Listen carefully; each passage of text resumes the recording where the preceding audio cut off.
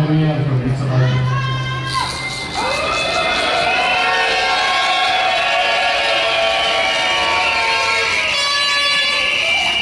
Ďakujem. Keď si neviete predstaviť, aký som šťastný.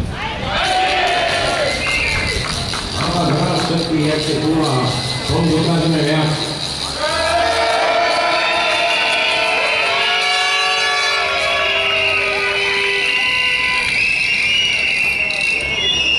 Kedy mám niečo takéto, ale teraz musím mať toho veľa a veľa informácií. Tak napríklad, vedeli ste o tom, že koncert PSA má za rok 2014 zisk 905 miliónov eur.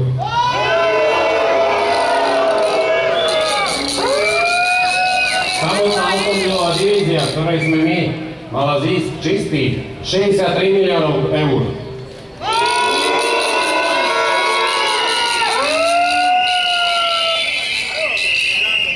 A my všetci, jak sme tu, máme najnižší priemerný plat zo všetkých automobiliek na Slovensku. Vy, ktorí vyrábate tie autá, ktorí management žije, zarábate 500 až 600 eur v čistom. Fuj!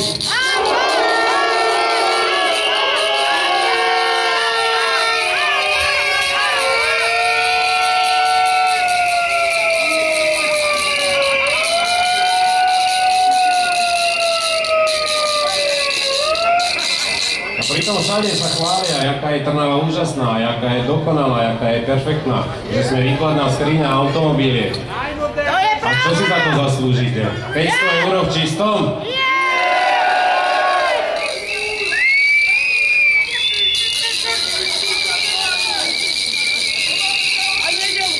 A pripomeniem aj občanom Trnavy, či už chceme alebo nechceme, každý je nejak spätý s tým s Peugeotom.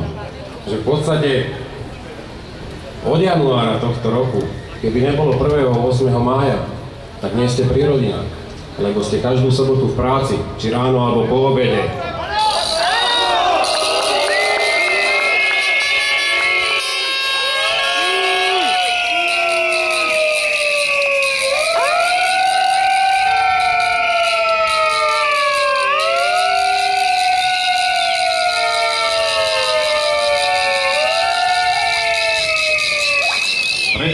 Keď sme boli tá výkladná skriňa, keď ZVIS ako prvý ste súhlasili s tým, že si zamrazíte mzdy, vtedy bolo všetko v poriadku. Teraz, keď sú čísla pozitívne, zamestnávateľ tvrdí, nemáme, lebo PSA je v kríze, PSA nemá peniaze, my musíme byť lojálni. Ale vy ste boli tí prví, ktorí tú realitu predložili. A vy ste boli tí, ktorí súhlasili, že 2 roky nebudete mať peniaze. Takže ja si osobne myslím a verím, že si myslíte aj vy, že už si ich zaslúžime.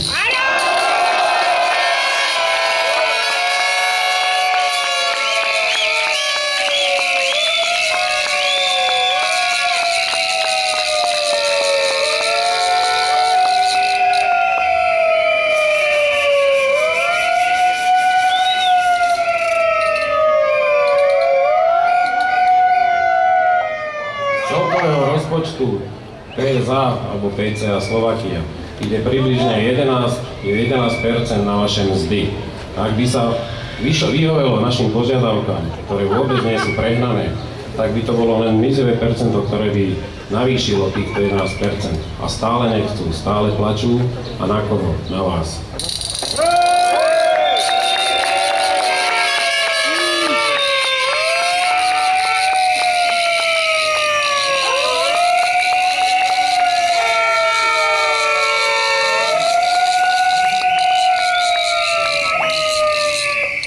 Do vyjednávania sme išli s 13%, ktoré nám boli tvrdené, že sme s prepáčením nenajedení, že pýtame veľa, že si nezaslúžite toľko, alebo nezaslúžime. Povieme teraz nahlas, či si to zaslúžime.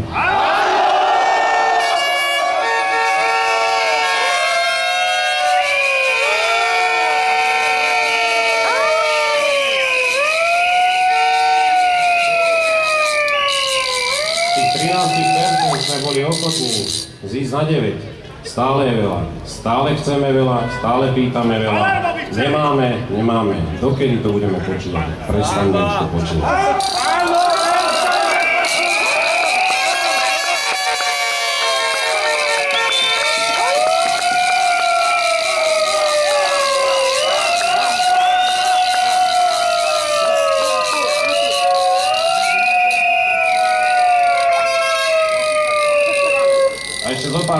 ktoré by samozrejme aj vás zamestnancov, ale verím tomu, že občanov tohto pekného mesta mohli zaujímať.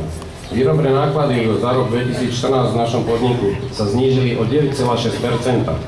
Náklady na jedno vyrobené vozidlo sa znížili o 8,8%.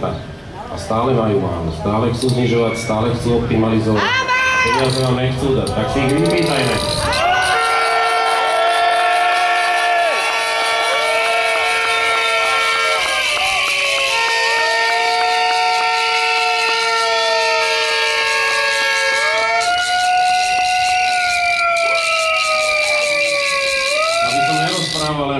Aby ste mali reálnu predstavu, čo je tých 8,8%. Je to 52 € na jedno vyrobené vozidlo. Keď si zoberiete, že dneska by sa malo vyrobiť 1350 vozidiel za smenu krát 3, tak je aké to je číslo. A oni vám tvrdia, máme.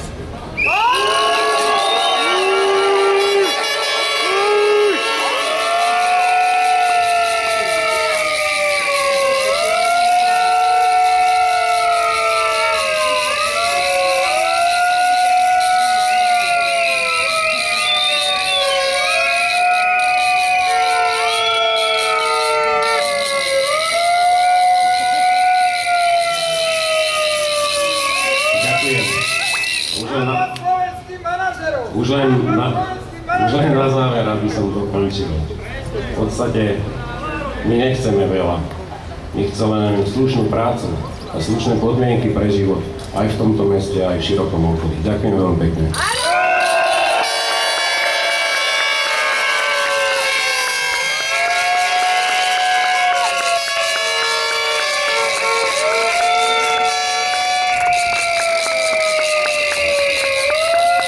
Ďakujem veľmi pekne za slova pána predsedu Milana Viniareka a tiež za fakty, ktoré sú jednoducho sa nedajú spochybniť. Ešte raz ďakujem.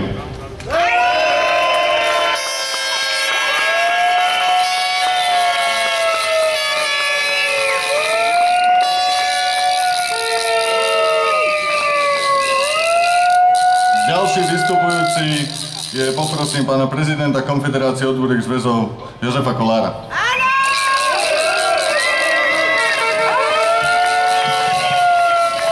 Zdravím vás srdečne, milí priatelia.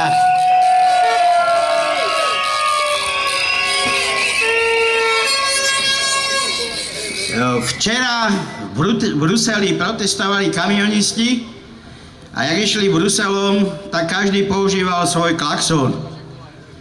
Vy dnes na podporu svojich oprávnených požiadaviek ste narobili väčší hluk ako kamionisti v Bruseli, a za to vám patrí veľká vďaka.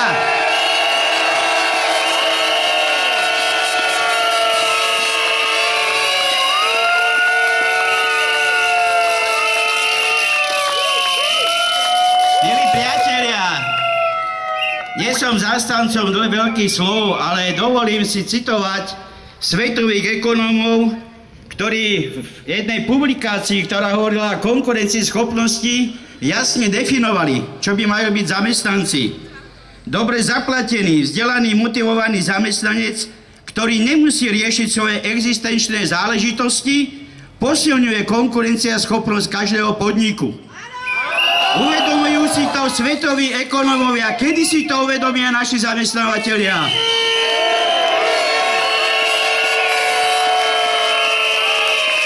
Preto vám veľmi držím palce. Som s vami, budem podporovať každý jeden váš krok a verím, že na tú cestu, na ktorú ste sa vydali, v nej vydržíte a dosiahnete, aby boli splnené vaše oprávnené požiadavky. Držím palce!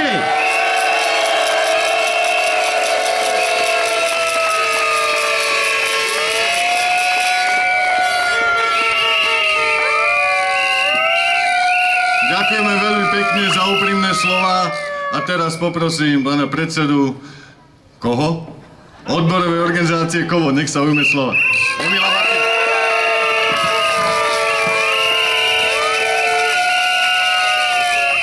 Kolegyne, kolegovia, priatelia, máme slobodný trh, ale nemáme slobodný svet.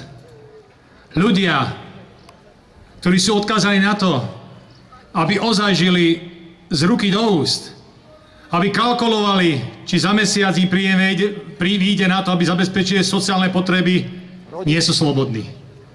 Dokonca, keď majú ešte veľké úvery a nevychádza im to mesačne, nemajú čas na to, aby sa starali do politiky, alebo aby riešili svoje občianske práva. My chceme, aby ľudia na Slovensku boli slobodní. Chcete to aj vy?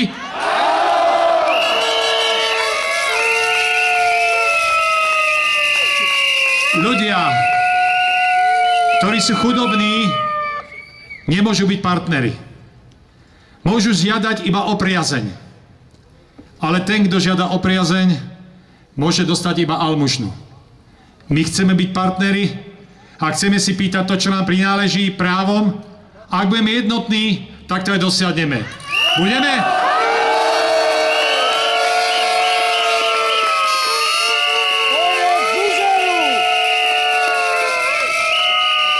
V spoločnosti sa ráta iba s tým človekom, ktorý má rešpekt, ktorého si vážime, ktorý vieme, že stojí za svojimi požiadavkami, za svojím slovom a vie zrealizovať to, čo povie.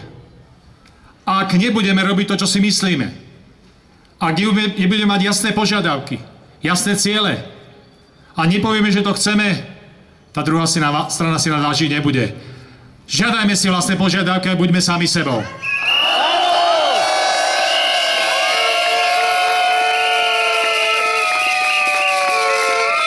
Ľudia, ktorí zarábajú málo, vedia hodnotu svojich peňazí. Vedia si ich vážiť, vedia si ich rozkalkulovať a vedia, ako s nimi narábať. Ľudia, ktorí zarábajú veľa a majú toho strašne moc, nikdy nepochopia tých, ktorí majú málo. Ak to nevedia, musíme im to pripomínať stále a furt.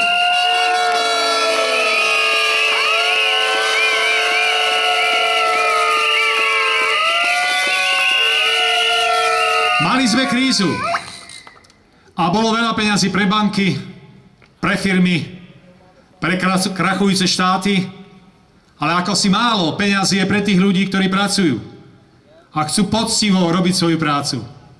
Chcú ozaj vytvárať hodnoty, ale chcú na tých hodnotách mať aj podiel, taký, ktorý im prináleží.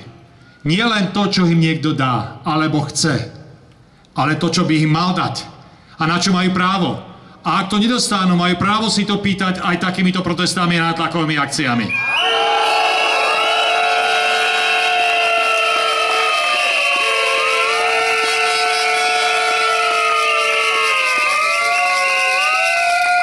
Dnes mnohokrát v médiách vidíme úspešných ľudí. Vidíme Slotánku, vidíme, ako si žijú niektorí nadpomery, ako žijú milionári. A vytvára sa ilúzia úspechu. Ale kto tú ilúziu má? A kto ju zrealizoval? Iba 1% ľudí na svete. My sa nechceme pozerať na ilúziu. My chceme slušne žiť. A chceme mať podobné podmienky, možno nie porovnateľné, ale slušné. A za to sa oplatí bojovať a niečo spraviť. Bez toho, že sme to urobili, nedostaneme ich. Budeme žiť len ilúzii.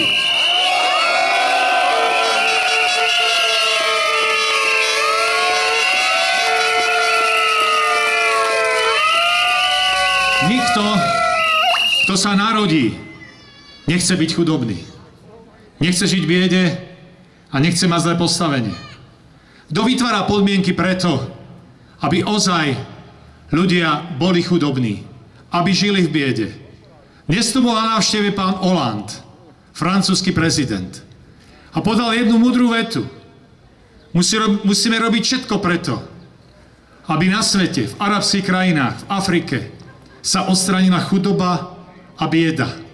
Aby ľudia, ktorí pracujú, mali za to aj odmenu. Aby nemuseli migrovať a ísť tam, kde si myslia, že ten úspech bude lepší.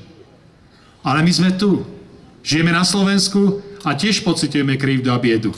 Chceme, aby Hollandové slova počul aj manažment tejto fabriky, aby si zapamätal, že nie len v Afrike, ale aj v Európe ľudia chcú žiť slušne a na Slovensku tiež, v Trnave a PSA takisto.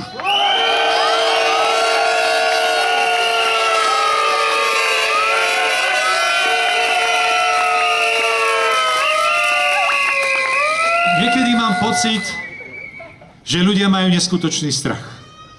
Je to pravda, mnohokrát sa bojíme niektorých vecí neznámych a tých, ktorých nevieme ovplyvniť. Ale ja hovorím, že je jedno riešenie na to, aby sme sa nebali. A to je nádej. Nádej má obrovskú silu. Ak všetko zlyhá, všetko padne, ak ľudia veria a dôverujú, dostanú neskutočnú silu.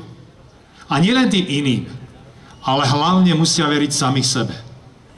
Samých sebe, aby vedeli, že ak si dôverujú, veria si a vydržia, takže ak niečo dosiahnu. Ak pôjdeme a začneme kráčať po ceste a polovičke to záme, nikdy nebudeme vidieť cieľ. Ale ak vydržíme do konca, je šanca, že dosiahneme cieľ. A preto sa hovorí, kto má dôveru, kto bojuje, má šancu vyhrať. Kto nebojuje, už prehral. Prosím vás, skúsme bojovať.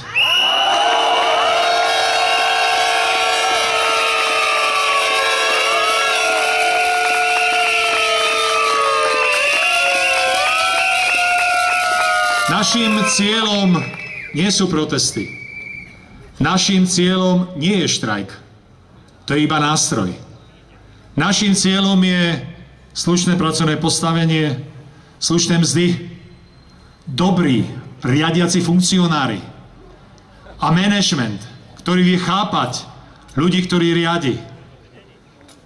Dnes si ľudia milia jednu zásadnú vec, že riadenie je obrovská zodpovednosť, lebo vedie ľudí k cieľu, ale nie je to právo ľudí ovládať.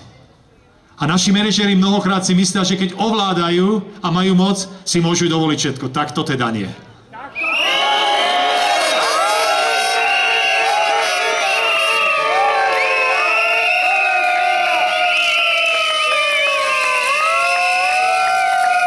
Ekonomika a jej výsledky musia slúžiť všetkým ľuďom. Lebo každý, kto pracuje, sa na nich podieľa. Ak nebudeme dávať ľuďom to, čo im patrí, stratíme dušu našej práce a ideály, ale aj princíp demokracie. Ak chceme mať dušu, princípy demokracie a ideály a veriť v budúcnosť, tak žijeme dnes a dnes musíme žiť z toho, čo táto ekonomika prináša. Pre všetkých. A pre všetkých ľudí. A človek je najvyššia hodnota. A pre neho sa oplatí niečo urobiť. A hlavne aj sami pre seba. Ďakujem pekne, držme sa.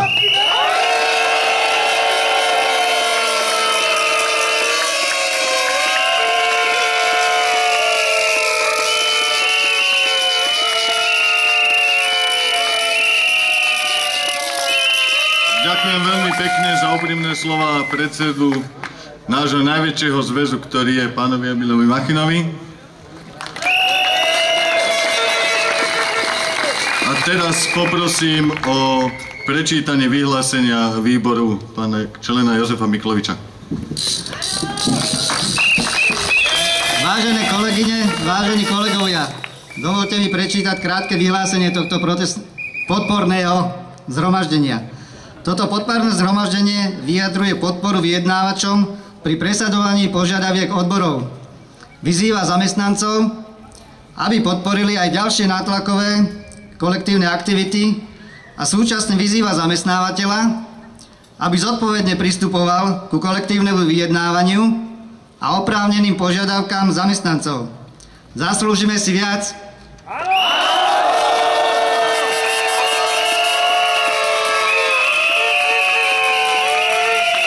Ďakujem.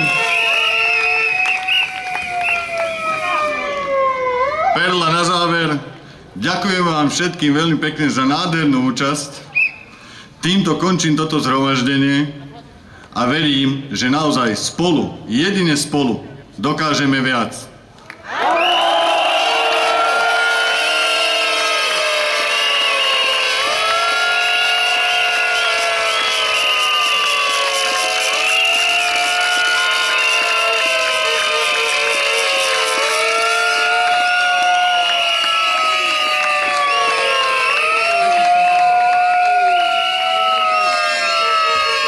Ešte dovolím jednu maličkosť.